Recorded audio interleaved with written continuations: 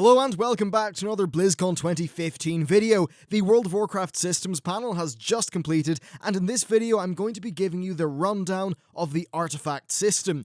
So, lead designer Craig and me appeared on stage and gave us more detail about the artifact weapons overall. And he did all of it via the Deadwind Harvester, which is the Affliction Warlock artifact weapon. So when Legion launches, players are going to meet the Black Council and then head into a demon area to steal information. From there, you're going to go to the crypts of Karazhan. Yes, they're finally making it in-game, to face off against the Black Riders of Medivh and then nab the artifact. The weapon itself is going to have a special effect that seems to give you a buff upon killing enemies, and sometimes souls trapped inside the blade will try to escape. Killing them will give you 10% of your mana back, which is a pretty cool little system. Once you land on the Broken Isles, you begin the process of upgrading your weapon, and this is done via artifact power.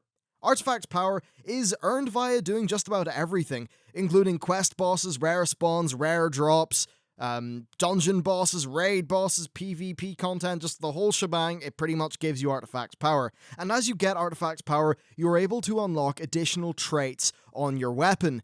The first trait that you unlock for the Deadwind Harvester will give you a super powerful dot, and then after that, you get your options opening up and you get to choose, and that includes quite a few multi-rank traits which offer incremental power increases, similar enough to the older talent system. Other talents are utility-based, so for an example there was one which empowered your health stone. You will also eventually unlock every single slot on your weapon, but this will take months according to Craig.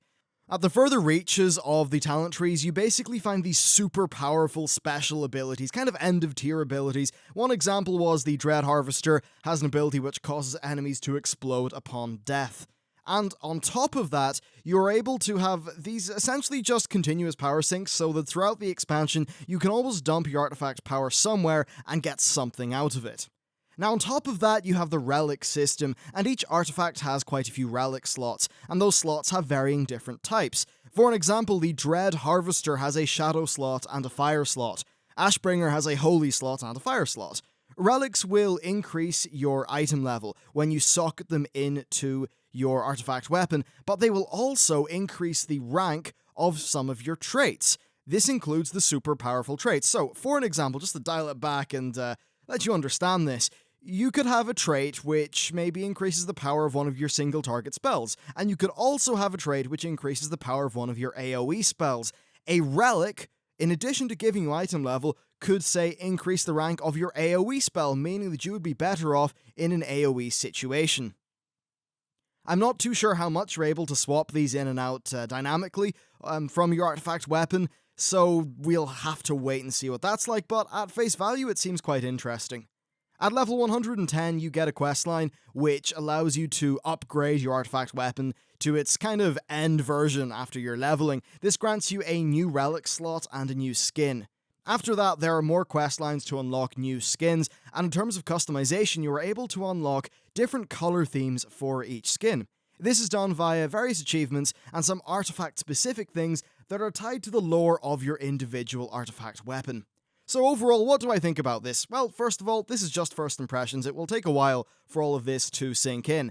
I'm pretty darn happy about what they're talking about. It's very cool that the artifacts are going to have a lot of weapon and lore specific abilities. For an example, the kind of soul draining effect that the Harvester has.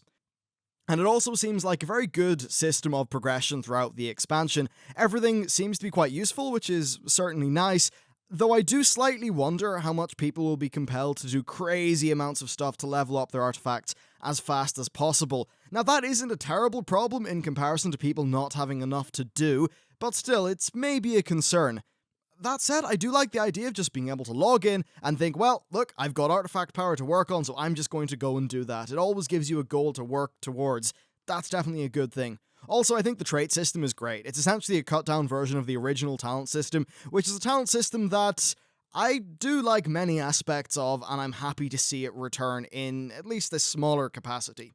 The player choice is also great, though I do have to wonder to what degree there is just going to be an optimal progression through the tree, and also how much you can respec your artifact weapon. Relics also do seem to be quite good, though I really want to see more examples of the relics that you get from raid content and how that system works. It was sort of glossed over a little bit. The whole lore aspect, I think, is quite cool as well, and it's a good opportunity to expand parts of the game's lore beyond the current level.